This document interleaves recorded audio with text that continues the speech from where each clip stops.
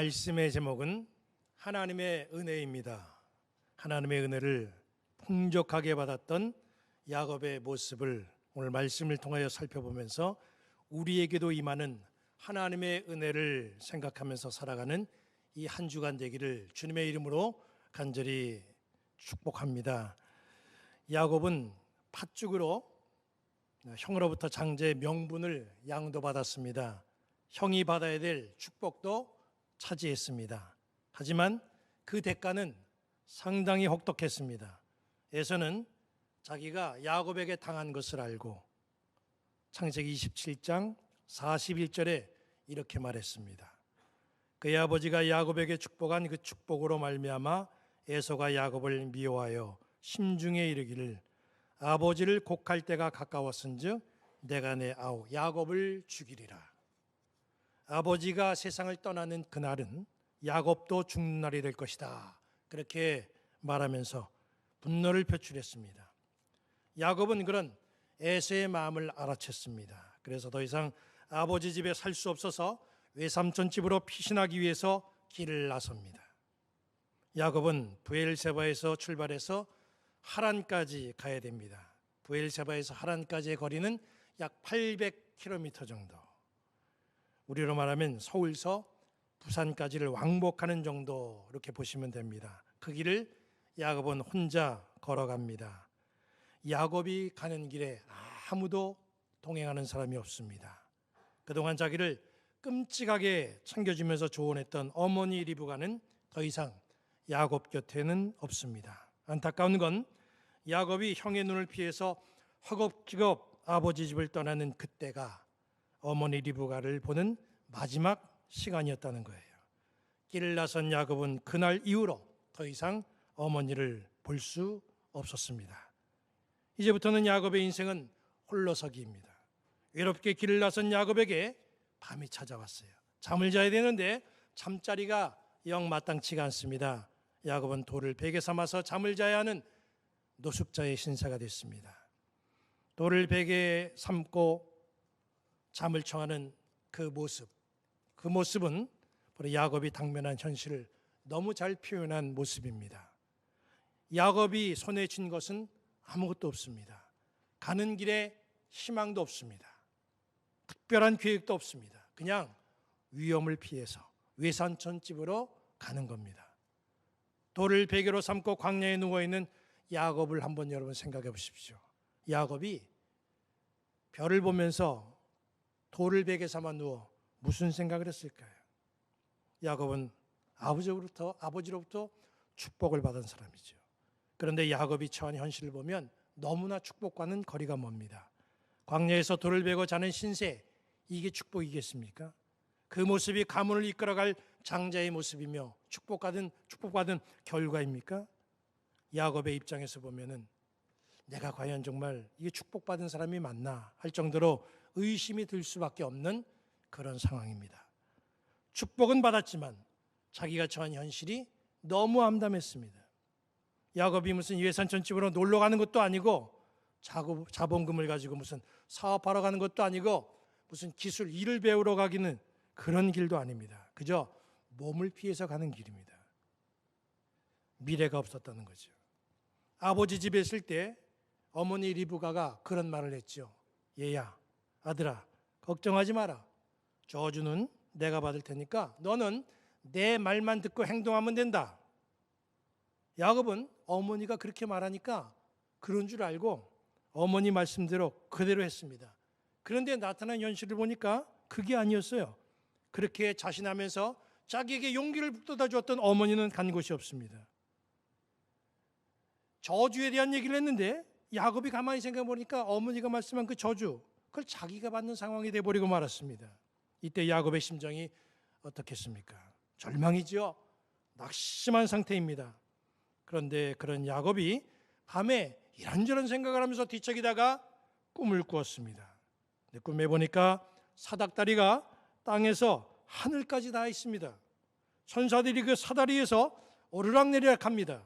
그리고 사다리 꼭대기에 서 계신 하나님이 야곱에게 복을 선포하시는 겁니다. 하나님이 야곱에게 선포하신 복된 말씀에는 엄청난 은혜가 담겨져 있습니다. 오늘 우리가 본문에서 살펴볼 말씀은 바로 야곱의 꿈에 나타나신 하나님이 야곱에게 어떤 은혜를 주셨는가라고 하는 사실입니다.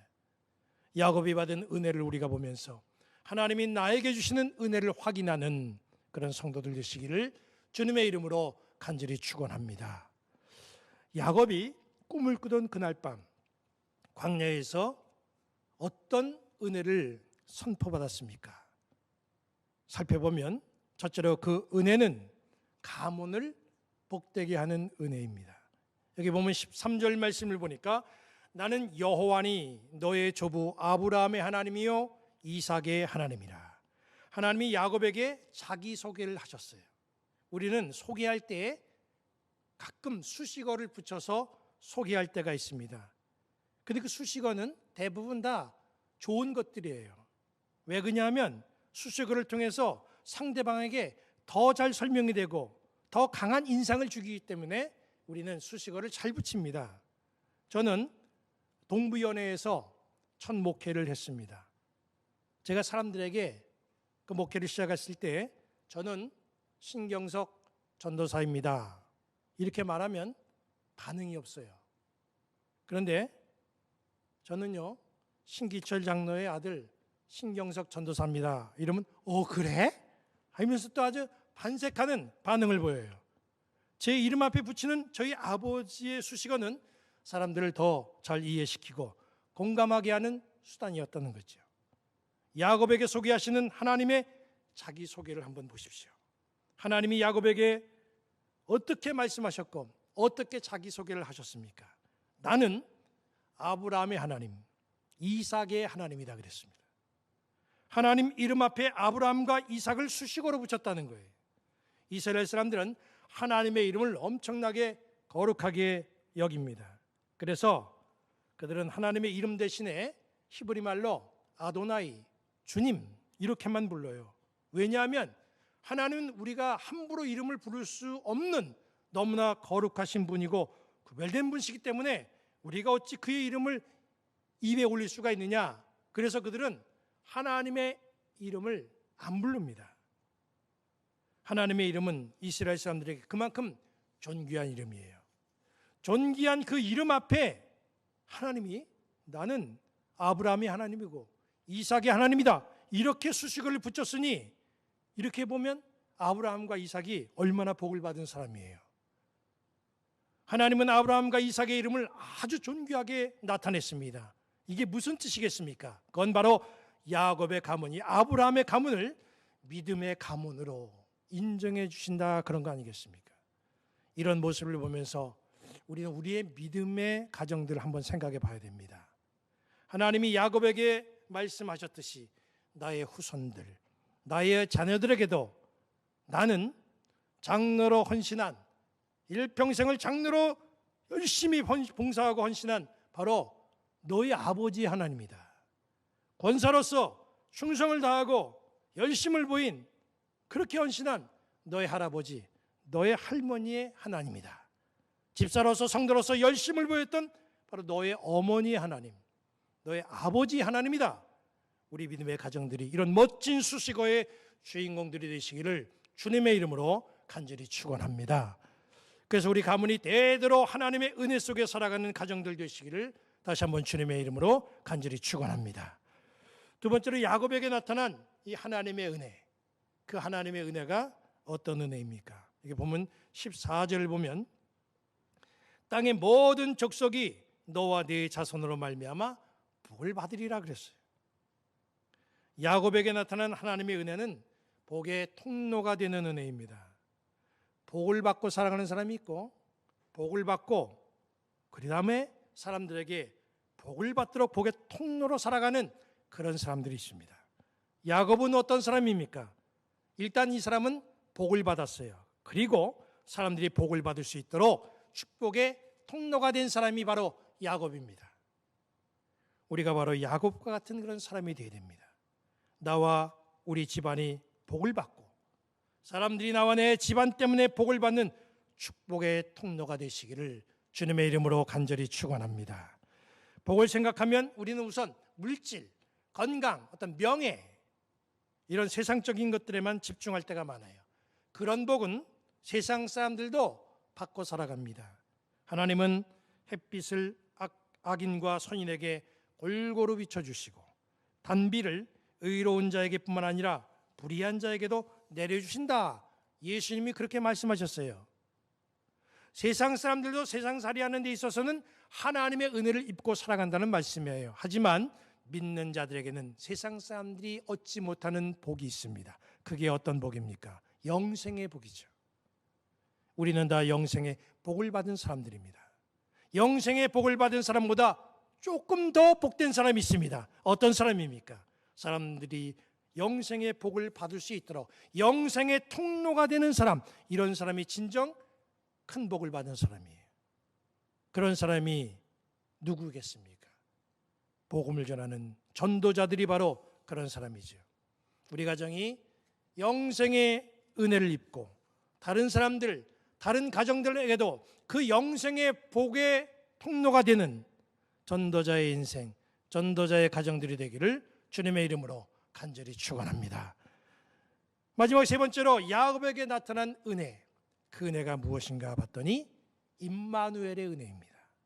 본문 15절을 보면 내가 너와 함께 있어 네가 어디로 가든지 너를 지키며 너를 이끌어 이 땅으로 돌아오게 할지라.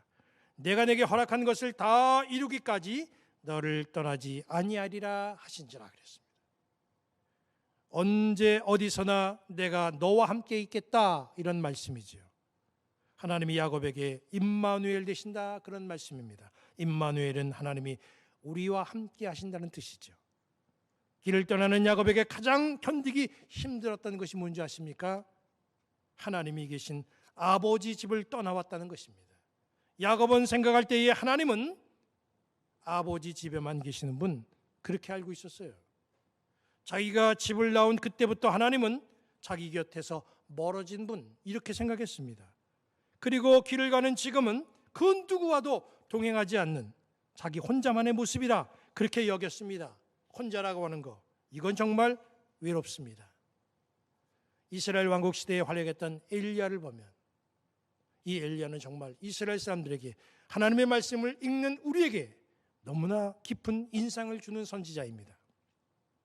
예수님이 베드로와 야고보와 요한을 들이시고 높은 산에 올라가셨을 때에 모세와 함께 나타나서 예수님과 대화를 나눴던 사람이 바로 엘리야 선지자입니다. 그만큼 이스라엘에서 영향력이 있는 선지자라는 거죠.